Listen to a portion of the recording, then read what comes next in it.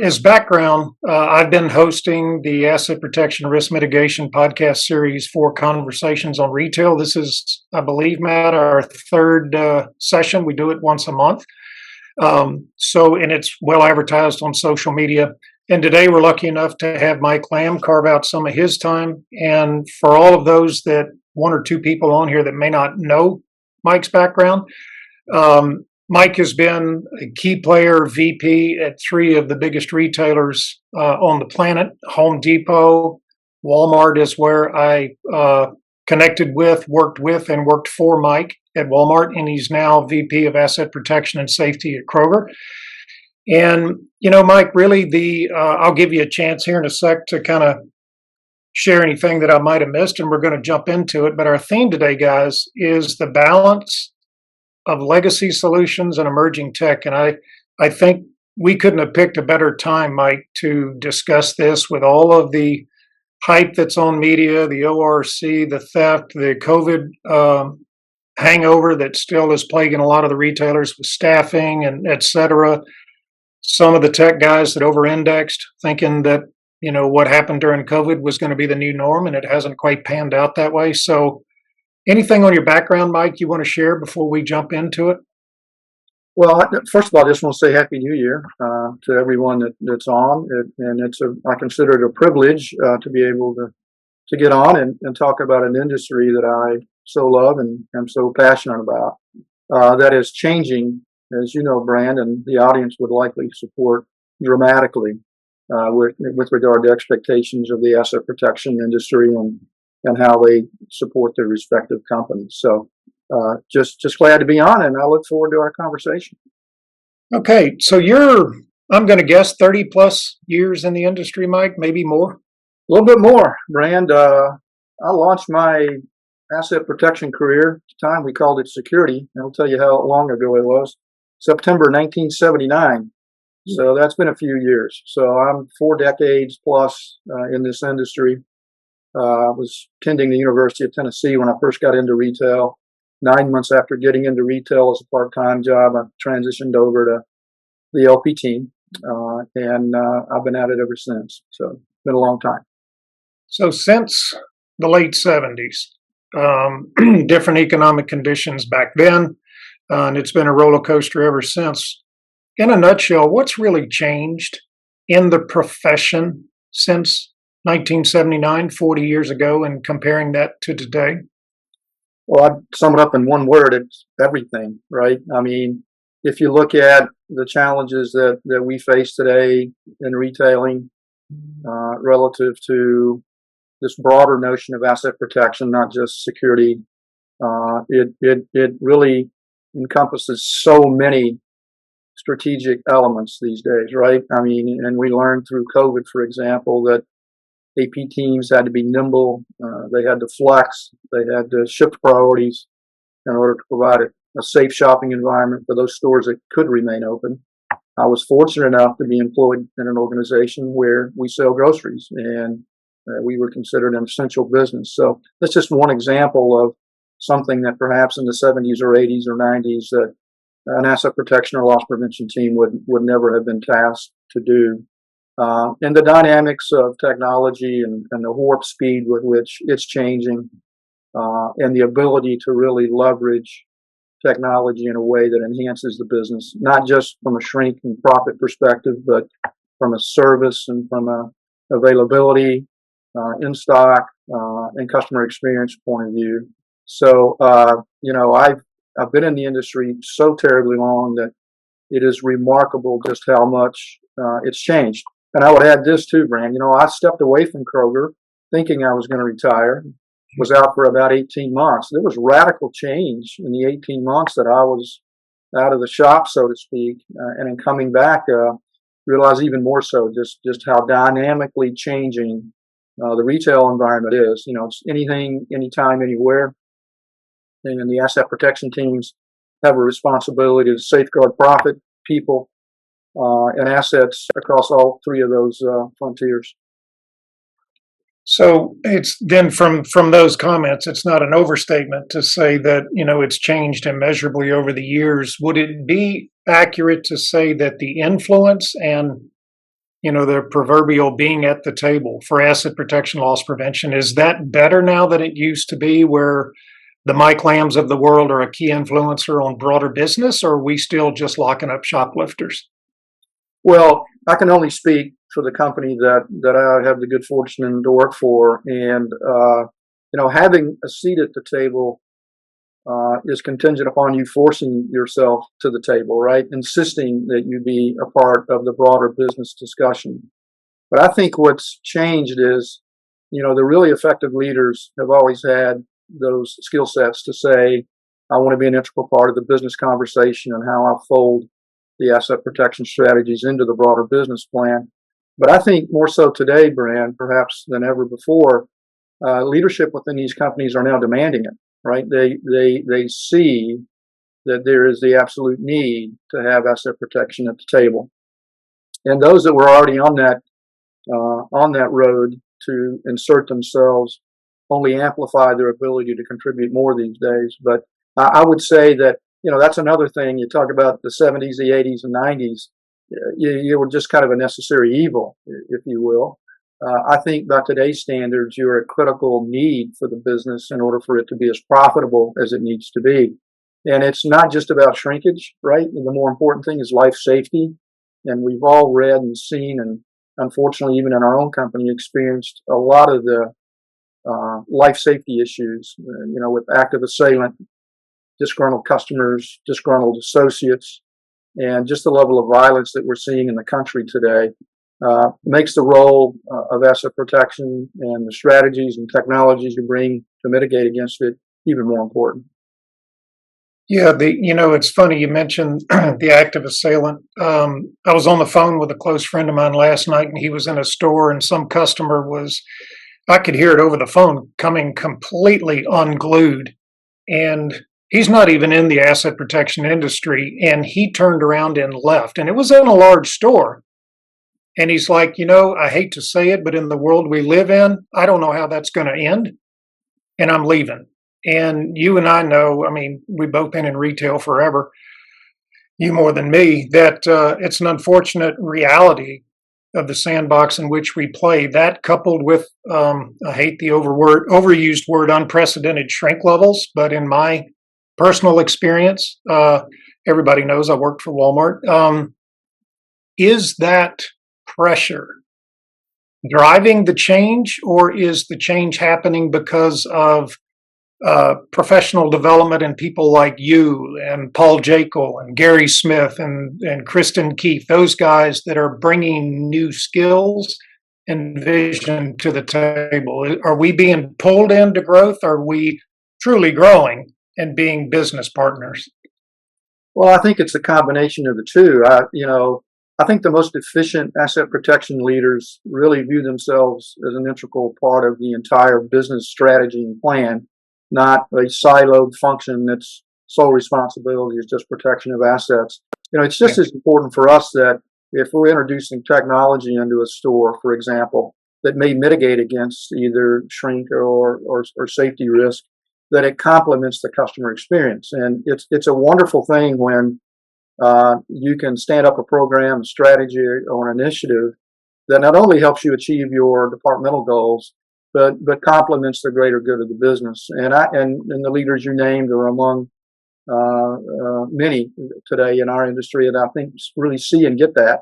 And I think you're seeing a lot of transition from asset protection leaders moving over into other aspects of the business, whether that be the operations side, whether it be the strategic side, simply based on the fact that they have that appetite, in some cases insatiable appetite, for the greater good of the cause for the company, not just their own specific objectives. And so it's a wonderful time, I think, for folks to be in this industry. I don't know how many solution provider partners are on this podcast, but so vitally important that companies explore all the technology that is available. And not everything's going to stick and stay, but the really great leaders in our industry, in my opinion, are constantly exploring how do you layer in technology that makes it easier to get it right versus wrong for our stores and enhances the ambition of the asset protection department in a way that benefits the department and it benefits the company as a whole. One of the things we're doing at Kroger that I'm so terribly proud of is we are really putting a tremendous effort on an integrated and interconnected solution provider platform. Kroger spends quite a bit of money. We think it's an investment, of course, in safety and shrink reduction. But in many cases, what I've learned is we sort of operate in a somewhat disparate fashion. Each one of those solutions is obviously sound and brings value on its own. But imagine the power and the leverage and the force multiplier by interconnecting those things. And so we use camera towers, and to the extent that we can take a camera tower that sits in our parking lot, that's a very intelligent device, and connect that to the shopping carts that we lock at the door when we have the bad actors trying to push out carts of product, and then link that to a face match technology that we're now exploring at Kroger. So we're calling it this ecosystem, and that work's underway, and that takes a lot of partnerships, data governance, our Kroger technology team, the retail ops team, the asset protection team, and then we have a third party that is the data aggregator. You know me, Brand. I'm not a very bright systems guy, but I do have a vision of what we want to get done, and I'm very proud of the work we're doing there. And we are going to roll that out in earnest in the coming year, or this new fiscal year, which starts in February for us. That's a perfect lead in. I guess it was around 0506 in my past. The challenge was fusing of existing assets. So doing exactly what you just explained is to make it a force multiplier. And that wasn't a cool word back then because I got some deer in the headlight looks when I used it, because in my background, that's a military term of combined arms. But if you try and pull all that together, it makes a more significant impact than individual disparate systems, like you say, where if I'm a store manager or an AP guy at the store, I've got 13 different dashboards to go to see if X, Y, and Z happened, rather than one that blends it all together. And you're able to see more holistically what the risks are, so we can migrate from the traditional legacy solutions that you were using in the 70s and when I came to retail in the mid 90s. Some of those, unfortunately, are still out there. The pressures with ORC. So let's shift over to everybody on the call is familiar with that, organized retail crime. It's getting a lot of press coverage. We all, as practitioners in retail, understand that oftentimes it's a subset of our fleet and not every store in the chain. But, 80-20 rule, it doesn't take a whole lot to move the needle. As a VP, Mike, and you've been a VP, in 3 different retailers, right? Home Depot, Walmart, and Kroger. Are you well supported and equipped with everything you think you need, meaning from the solution provider industry, not what Kroger writes a check for, but what you actually have available? Do you feel like the industry has kept pace with the evolving risks? That's a really great question. I would tell you, I think there's more attention and focus on the liability, both safety and shrink, that ORC brings to a business today more than ever before. And we're seeing legislative action to try to get tougher relative to penalties and how our court systems view ORC.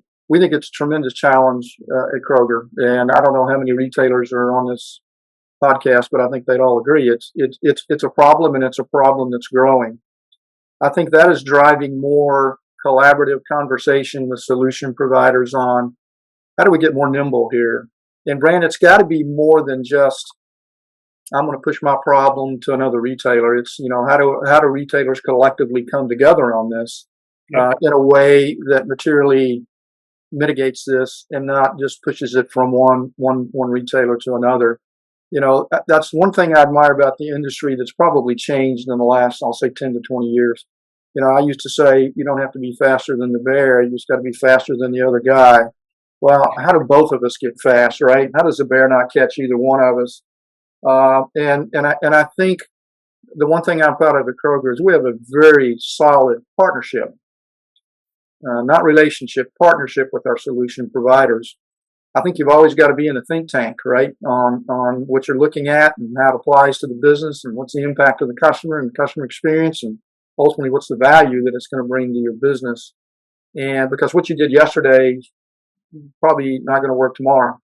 What you do today may work tomorrow, but it may not work next week, and by next week, I'm talking longer term. I think technologies have a shelf life. I'll give you a great example. We have a great partnership with Everseen, and we're introducing their new Generation 4 technology. And I'm so excited about the new capabilities that will bring. In a grocery environment with self-checkout, we have a very high utilization rate. Not everybody that's up there as a customer is a legitimate customer, as we all know. Yep. And what we've done with the software in partnership with these folks is we've expanded the optic field beyond just the scanner bed. So you get these nefarious bad actors that simply go from the cart straight to the landing area. We're now picking that up. And before, the technology was a more narrow field. Expanding that technology has given us a huge lift. Now, I don't think a large percentage of our ORC operators are clipping us for the proverbial 30% off without the coupon and SCO, but they're still bad actors. And when you do as many transactions in the course of a day or a week as we do across 2,800 stores, it becomes a very material opportunity. I'll give you a case in point quickly here. We are, through AI, machine learning, loading SKUs into our system that bad actors have a tendency to use those UPCs in exchange for the legitimate UPC to ticket switch and underring. We loaded a Jiffy corn mix to that list just recently, and the system learns that if this item's this big, well, that Jiffy box is about that big, right? So you have this opportunity to then understand, is it truly legitimate or non-legitimate transaction. We loaded it in the course of 1 week in just 150 stores. 1 week, 150 stores. It was used 900 times. We examined those 900 transactions. 80% were fraudulent, meaning it was a $100 brisket scanned at 73 cents, or it was a shrimp tray at $23.95 scanned for 73 cents. And then based on this technology, we alert that SCO attendant who comes over. They enter their code, and we show the video GIF of Mike Lamb ringing 73 cents for a $100 beef brisket, and then you course correct. And the good news is, in many circumstances, we convert that from a loss to a sale. So it's a win-win, right? We avoid the shrink. We force the customer to do the right thing. Self-checkout for me, and for any retailer that may be out there today, I think is an enormous, I'd call it an opportunity, not a threat, for us to really get more shrink off the table. We know we'll never eliminate theft in its entirety, but you don't have to win every battle to win the war. Yeah, those the AI learning, and I had my first experience with that at Metro in just outside Dusseldorf years ago. Gosh, that had to be 05, 06 maybe. And in their future store, they had probably a half a dozen different points of sale methodologies. They had pure self-checkout. They had the early days of mobile checkout. They had standard check lane. They had all kinds of stuff. And we went back to produce. And they said the reason we're shutting down it wasn't AI back then, the camera, is ginger root was the specific example. And he said the crooks have figured out they put a ginger root up there and call it whatever the heck you want to call it, a prime rib. And the system says, okay, I'm a ginger root. And the exact scenario you just laid out. And again, that was 15 years ago. There are legacy solutions on the playground, as we all know. And what's most disheartening, and I'm sure it is for all the retailers on the call, is that, and I've made a couple of posts on LinkedIn about this, if the solution provider industry had broadly invested mutually. So retailers, like you said, leading innovation, telling them what they need to do, and they stepped up, would we see as much mass lockup? Because, at the end of the day, as I tell all my clients, at the end of the day, you can have a plan, a strategy, a PowerPoint deck, whatever, but when that store manager is getting their brains beat out and their job is on the line, they're going to do what they have to do to stop it. And if you don't have a better solution than a little sign that says, hey, if you steal, we're going to send you to jail, or a cop even at the door, they're going to do it. And again, we know it gets inflated on mass media, but is that to you an overrepresentation on social media that everything is now broadly locked up? Or is that a symptom of, hey, provider industry, we still got a lot of work to do because we're going back to what we did forever in retail back in the 50s, 70 years ago? What's your opinion on that? Are we keeping pace or can we do more? Well, I think certainly we can do more. And what I would tell you, it is incumbent upon the retailer to partner with the solution provider as it is for the solution provider to come to the retailer with a solution, if that makes sense. Every retailing shop has its uniqueness. Every company has its own personality. You hate to lock up sales, right? You're penalizing the vast majority of honest customers when you take product out of their hands. At Kroger, we view that as the last alternative. There's some scenarios where it makes business sense to do it, not broadly, not in every store. And like so many other retailers, we risk rate our stores for theft and violence. And we do more in some of those stores and we do less in others. I do think it speaks to the fact that we need to continue to explore technology in every way possible. That one, Brand, I'll start with safety, right? Because I have safety for Kroger, not only workers' comp GL, but life safety. And case in point, during my first 5 years, 4.5 years with Kroger, we had one or two active assailants, none were mass shootings. I was gone for 17 months and there were 5, and that's a matter of public record. So this notion of life safety has reached new levels. And we know ORC brings an element of life safety about it. And we know that associates in some markets, our own markets and our own stores, have a concern for their own safety relative to just theft and the violence that arises from it. And so there's always more that we can do. There's always more we should be doing to balance that. And it's going to vary in degrees of liability based on demographic and history and everything else. I'll tell you, I work for an outstanding leader who's got a pure operations background that came over and for a period of 1.5 years was really running AP before I got in here. And her comment was, I've never seen a more complex aspect of the business than this shrink lane, right? Because you got to be a forensic scientist to understand where it's coming from. Because if you're chasing the wrong causal factor, then you're wasting everybody's time and money. And getting that balance correct is really tough. Look, I think we could solve for all the theft or the vast majority of it. We'd still have a shrink challenge at Kroger.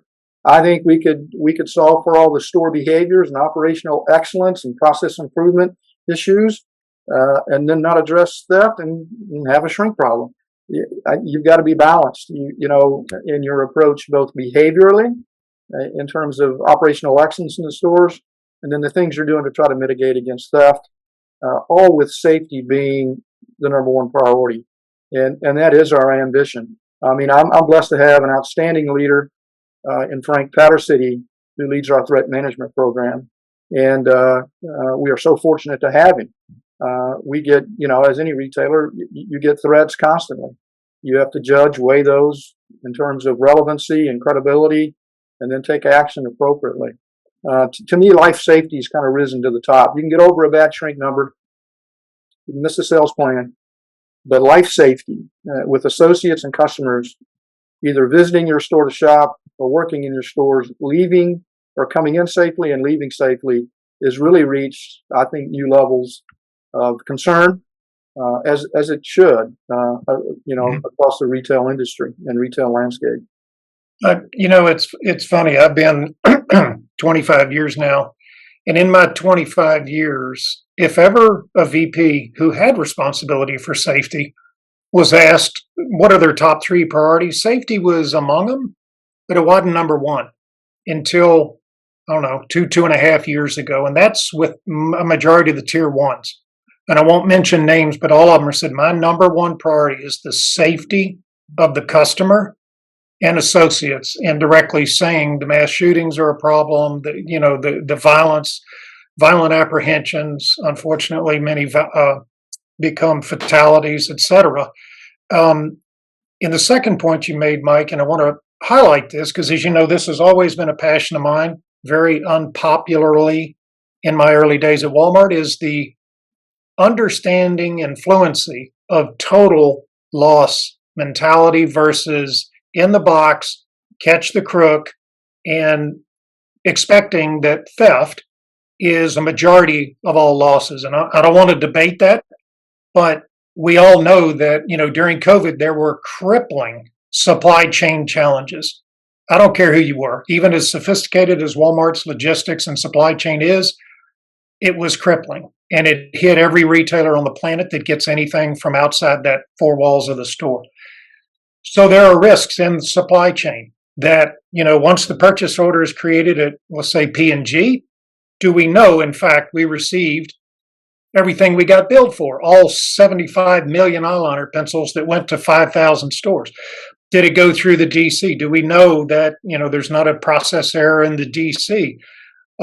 Transportation to the store, inside the four walls. And my challenge has always been to myself, number one, but also more broadly in the industry, is my efforts. Remember back with RELA, we were working with RELA and Lisa Bruno and that Horizons committee. I don't know what they call it now, RTEC, is understanding that, if I'm a provider and I come to you with a solution, I need to address more than the clown running out the door with a grocery cart full of bananas. Because two things. Number one is if your business case is broader than that, it's more likely to get funding from retail, and I'm speaking from my personal experience. And secondarily, if all your solutions do is mitigate the theft risk, then that's the only portion of the total loss you're going to affect. And to your point earlier, you may think everything is theft, and let's face it, there are people in the industry that are that minded, and then they tackle it and everything's locked up and bells and whistles and all kinds of solutions exclusively designed to impact theft, and yet they still have a blowout. And you know where the conversations go. You and I had those many times with store management at Walmart. Like, dude, clearly theft is not your driver, because if you think you've effectively done it, you've got 18 people running around catching shoplifters, etc., and you still got shrink. It's not theft. So that being said, and of course that's an aggregate comment. That's not uniquely to certain stores, because some stores you go to, you're right, it could be all theft. Who knows?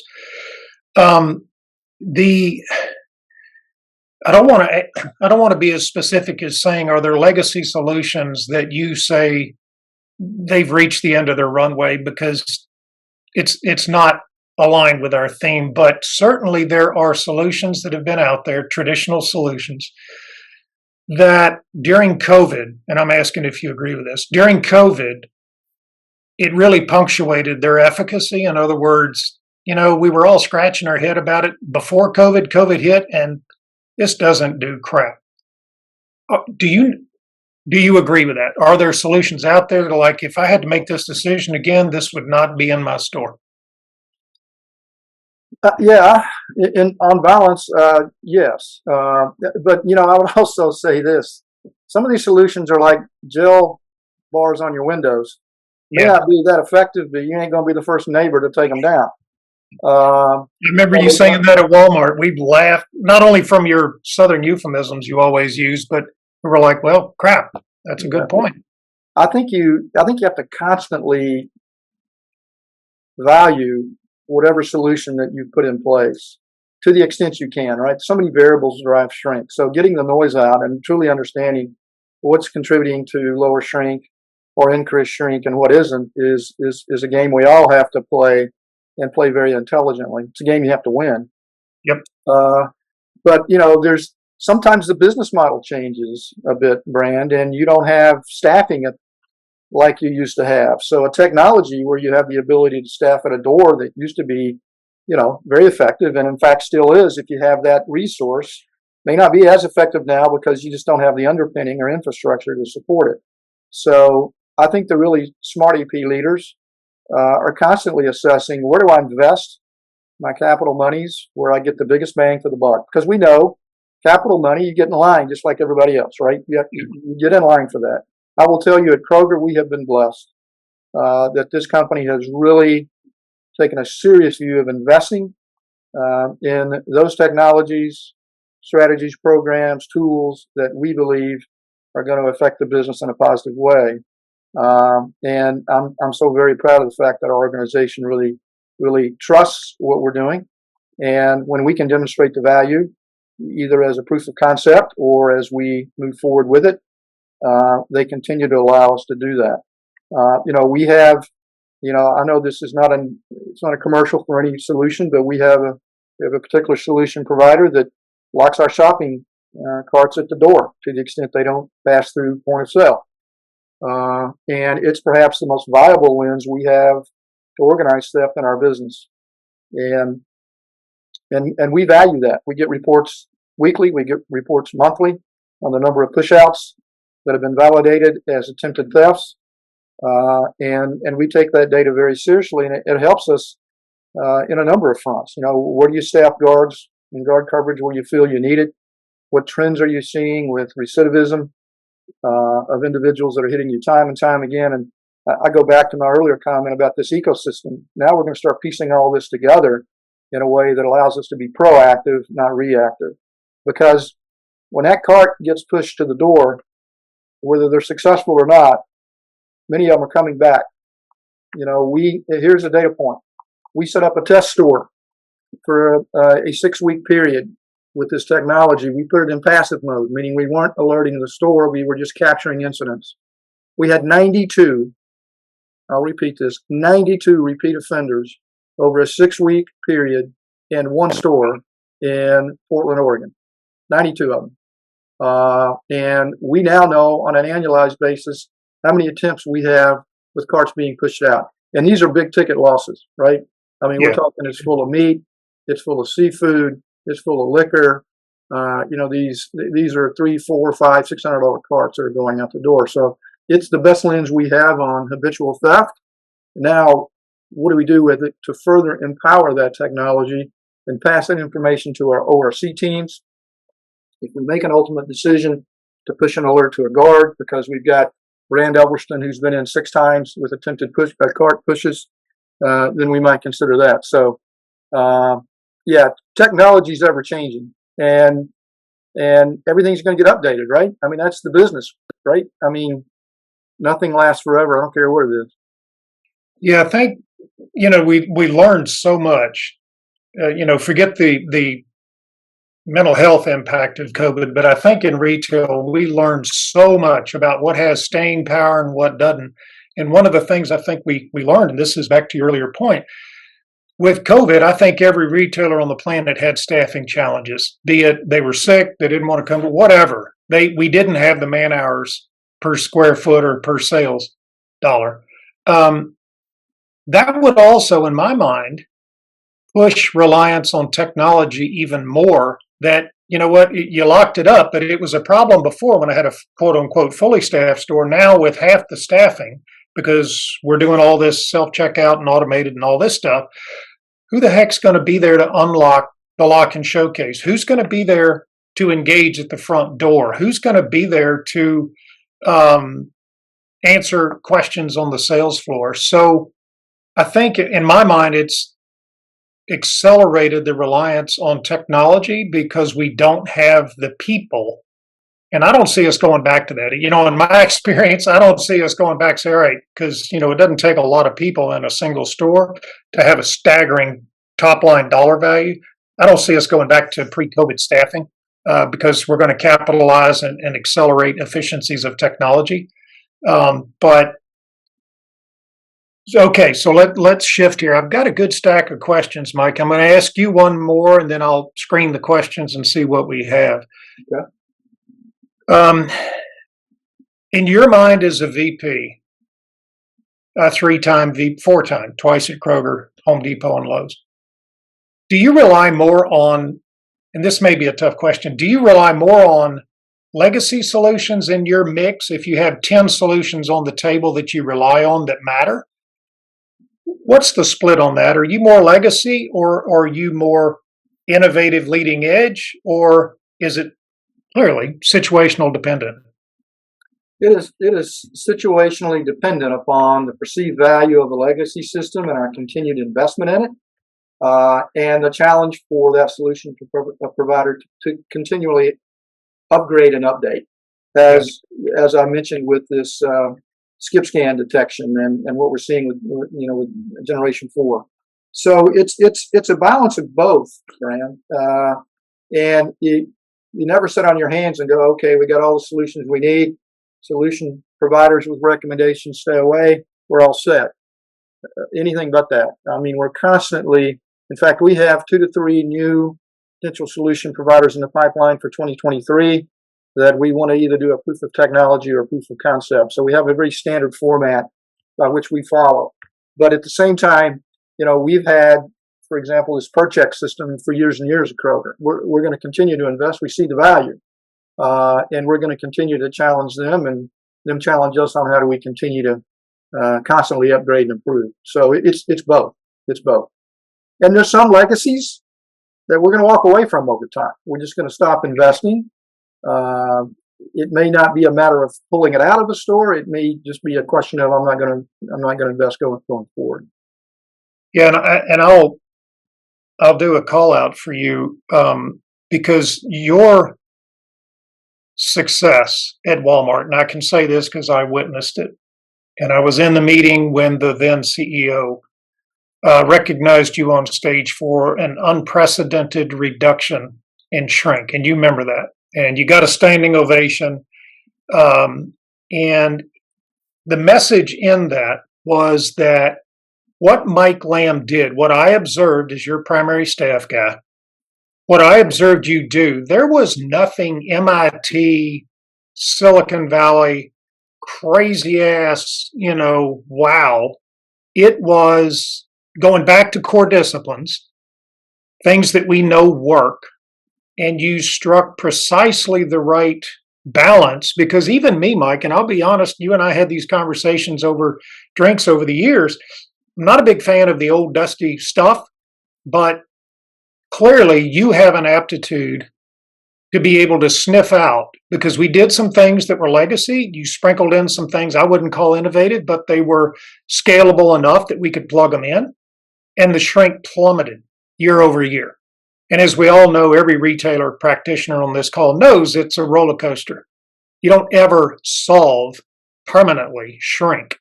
Methodologies come back, things, technologies become no longer effective, et cetera. It's a constant battle. It's like, geopolitics. You never are done. Let me look at a couple of these questions here. First of all, I do want to add this comment, and this is not cliche. The reason we were successful at Walmart was the team. We had a very committed team. We got laser focused on communication. You'll recall, Brand, we were doing satellite broadcasts to the entire AP field team, making sure everybody was on the same page. It was a wonderful team to work with. I enjoyed my time at Walmart. Great organization. And we had a lot of success because people were bought in. And we made some radical change. We moved 1,500 people off of crook catching and we put them on the door. And we called it more at the door. Shoplifting apprehensions went down drastically, not measurably, drastically year on year. Shrink dropped with it because we got more impression of control driven. We got more harden the target driven. And look, it wasn't rocket science. It was, there's a ladder of complexity with shrink reduction. You can't put your foot on the top rung of the ladder. You got to put your foot on the bottom and climb to the top. And that's what we did at Walmart. It's what I did in the first run at Kroger, and it's what we're doing now at Kroger. Yeah, it's that depth of experience. So take the picture of, and I know a lot of companies do this, and I'm on both sides of the fence with it. I get it for career development because if you're grooming an executive to be whatever, CEO of Walmart International or Kroger, some division, you want them well-rounded and they need experience. And in order to be an operationally sound person, not only is supply chain important, but also asset protection and loss if you don't understand the mechanics. But in this industry, I venture to say, and this is not a question, this is an assertion, that had we at the time had not had your depth and your, back then, I guess, 30 odd years of experience, I doubt seriously we would have had the recognition on stage. You had 30 odd years of battle scars.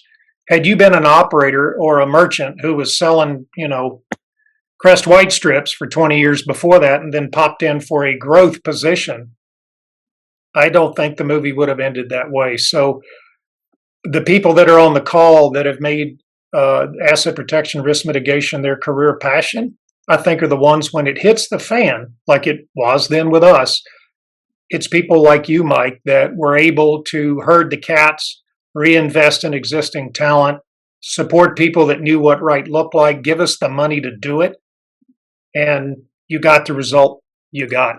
So Well, I'll make this comment, Brandon, and then we'll go to questions. Very first national meeting, you were there. I told that audience we had what, 400 or 500 people in there. I was an AP guy yesterday. I'm an AP guy today. I'll be an AP guy tomorrow, right?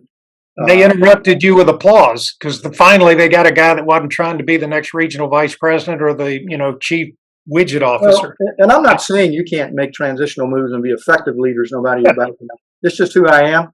It's who I'll always be, and I'm proud of that. So.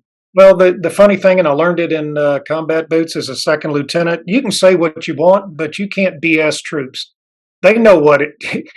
You can say what you want on stage. They're like, nah, this guy ain't real. This isn't going to work. And again, you got a standing ovation. People are like, finally, we have, number one, a guy that is born and bred and it's in his DNA, and he's not looking to check a block and jump over to another position. So let me scroll these questions here.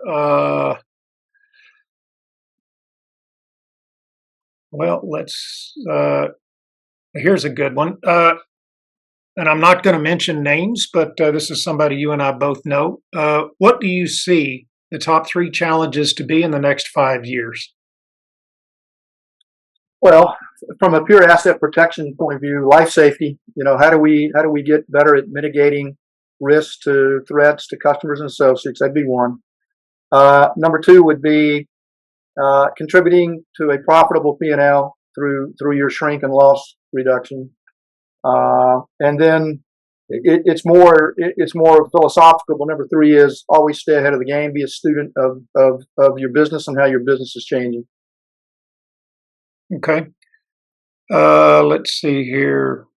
How does social media, and boy, I've got a bias towards social media, as anybody that's read my books knows. How does social media, quote unquote, normalize dishonesty? And does the industry have an appetite to address this using the same channels? In other words, do we do a counterattack through social media, or what's your thought on that? Well, social media, in my mind, has made everything instantaneous, right? What used to take days or weeks to get permeated now is instantaneous. That can be good, it can be bad, it can be indifferent. Incident in a store, suddenly it's public. We have in the past leveraged social media as a source of intelligence against threats on the business. So, like it or not, social media is here to stay, and it's expanding. It's a key question of how do you best leverage it in a way that's healthy for your business. Anything we do today is instantaneous. The non-productive stop where you had an overzealous store detectives perhaps get too aggressive. It's public news, right? It opens up a tremendous amount of liability, and it changes the game from a medium point of view. Okay, let's see. Social media. Okay, I'll ask you a question, and while you answer, I'll screen these because we only have about 15 minutes left before we go to open mic non-recorded time. You don't have to screen any of them, Brand. If I know an answer, I'll give it. If I don't, I'll say I don't know. Or if I can't share it, I won't. Yeah, I know. You know me, though, dude. Here's one that this may be a stretch, but do you feel political pressures and biases and opinion affecting your decisions in retail? Are you swayed by any of that, or are you in a really good position where it's completely apolitical, internally and externally? You can do it. And think about ORC when you answer that. I see that ORC title on there with Well, litigation. are you talking? Is it the proverbial politics of retail? Like, what does the boss's boss want, or are you talking just politics in general? Well, I think the politics in general, but it's more in the laws that have allowed, or in some cases, opened the floodgates to make it okay for ORC. Oh my gosh, it's horrible, right? I Yeah. mean, what is it? Some 40 plus states have increased their felony thresholds. Many of those states 2 to 3 times. A fundamentally overcrowded judicial system that we know certainly doesn't work for the first time offender or the multiple offender. So all those things have created a perfect storm. This rationalization that self checkout, you're a big company, you're making me ring myself, so you owe me that 20%. I mean, theft in my mind is at an all time high. And if you were looking at and the political backdrop certainly contributes to that, either favorably or disfavorably. And I would say certainly more disfavorably in the past 5 to 10 years. I do think there's more awareness, more recognition of the need to change our legislative position on ORC, because it's the underbelly for so many other heinous criminal activities, trafficking of drugs and children. And so I'm delighted that there's more of a focus now, perhaps from a political point of view, than there ever has been. Politically inside Kroger, I feel free to speak my mind, and I will. I get compensated to do that. You can't be a wallflower. Have an opinion. Stick to your opinion. Know which hills to die on. There are those to die on, and there's those to walk away from. And I've always tried to balance that. That's a skill, as my friend Paul Jekyll used to coach me on when I worked for him. He's like, Brand, you don't have to verbalize everything that's in your head. Yep. Next one, it says you mentioned that your people made the difference, but you can't have AP people in every store. Maybe you do. How are you educating and enlisting store associates to help deter theft and be effective asset protection champions and create safer store environments? Great question. Yeah, we do not ask a great deal of our store line associates in the arena of theft, other than provide great service, and at any point of threat, walk away. What we really impress upon in our grocery vertical, we're a grocery retailer, obviously, are behavioral and operational execution excellence points that help us reduce loss. We produce too many birds. We throw them away at night, goes to the shrink line. There is no markdown line. We're shrinking, and markdowns to zero are the same expense to the company, but we are truly on a total loss model. We encourage them to take actions where we have merchandise protection standards in place. A collar on a bottle of wine, a push bar where we have, in HBA, the health and beauty, an expectation to protect product. But we don't want them engaged in the pursuit of any shoplifter, other than just give them great service. If that doesn't work, walk away, because we can get over that loss.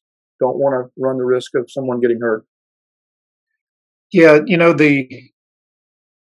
the additional comment I'll make on that. I remember when we, back in, I guess it was 2005, we Walmart, and this hit the press, so I'm not sharing anything that is confidential. We used to have, for decades, $3 limit on shoplifting apprehension. Yeah. And, when CDs came out, the average unit retail, the AUR was way above that. And the pushback we got, and this isn't political, but it's reputational. The pushback we were getting from communities where we tried to put stores is like, oh my God, here comes Walmart, and here comes the crime with it. Because at $3 a pop, it was a puppy mill. We were locking up shoplifters left and right, and the pressure came corporately. We can't do this anymore.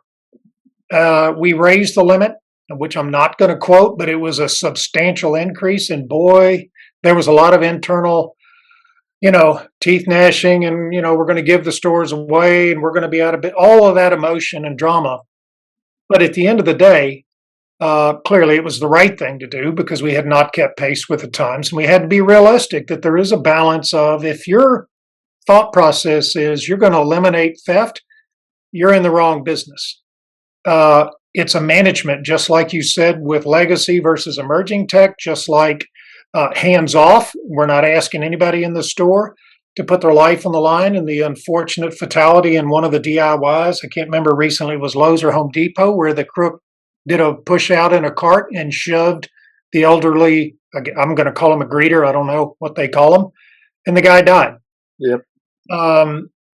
Probably not, as dramatic as what we would envision usually results in a fatality. In other words, tackling somebody or pinning them against a wall. But it is as unintentional as that may have been. It's a balance. So there is a tolerance and an appetite for a certain level of shrink. But I'm excited in my personal space and that of the 20 plus years in retail about what we learned during COVID is actually going to stick and open up runway for more innovative solutions going back to limited staffing. We can't rely on a person every time something goes door. I got to run over and have the deterrent value. We got to get out of that mindset. And how do we replace people with technology to a point? Because the reality is we don't have the man hours in the stores. How does the solution provider come to the AP leaders in our industry with a solution that provides value to the asset protection initiatives and at the same time significantly enhances the customer experience? Because when you can get those two things together, it's an easy sell for the company. And I know for me, I've probably been over the years overly biased just on my metrics rather than what can I introduce to the business through a solution that again is going to complement the customer experience by either making it more friendly, faster, available in a way that grows the business. Because look, retailers are not nonprofits; they're in the business to sell stuff. So if you can introduce something that gives you both a shrink benefit and a lift in sales, in service, and brand, then you got a home run. That's upper deck. And I think there's more work to be done there. The good thing about a big company is you got a lot of support. The opportunity about a big company is you got a lot of support. So data governance, Kroger technology, privacy. When you think about some of these leading edge technologies, you got to bring them with you, your legal teams. And you got to go through a whole step process to stand up a PLC. Then you got to measure that PLC for a period of time. And then if it works, you got to go to chain, either in small, whole, or part. And that takes a while. So patience is a virtue. I think it's very difficult for anyone to sit here in January of 2023 and say, what are things going to look like in 2025 or in this case, 2028, excuse me. I think you always have to keep an eye on that. For me, it's more 12, 18 months is a bit more the longer term run. I think you have to anticipate what things will be in 5 years, but this business is evolving and changing so radically and with such speed that, 6 to 12 months to 18 months is the equivalent of maybe, 3, 4 years, 5, 10 years ago. So I think you have to have that plan, but we never plan that far out, if I'm honest. We may try to plan 3 years out, and we do. We have a 2025 ambition on shrink, and strategies will adjust, shift, or be reprioritized along the way. But for us, planning ahead of 2 to 3 years becomes, in my estimation, very difficult. The business is changing. The online business, how we go to market. And how the customer reacts. The customer votes with their wallet. So, you're going to follow the path of the customer. So, we're going to try to do the same thing here. Follow the path of the customer. Give them what they want, when they want it, where they want it, and then figure out your solutions along the way. But I would just say this in closing. You cannot overstate the importance of having good solution provider partners. I don't know how many are on this podcast today. We have 15 major solution providers that we'd be in far worse shape from a profit and liability point of view had we not had those partnerships. And we're going to continue to grow those and nurture those in a collaborative way, and always be thinking about reinventing yourself. And I think you have to have a healthy paranoia. You can never declare victory on shrink. The really good companies keep those waves of shrink, peaks and valleys, rather small. And perhaps that's our greatest challenge.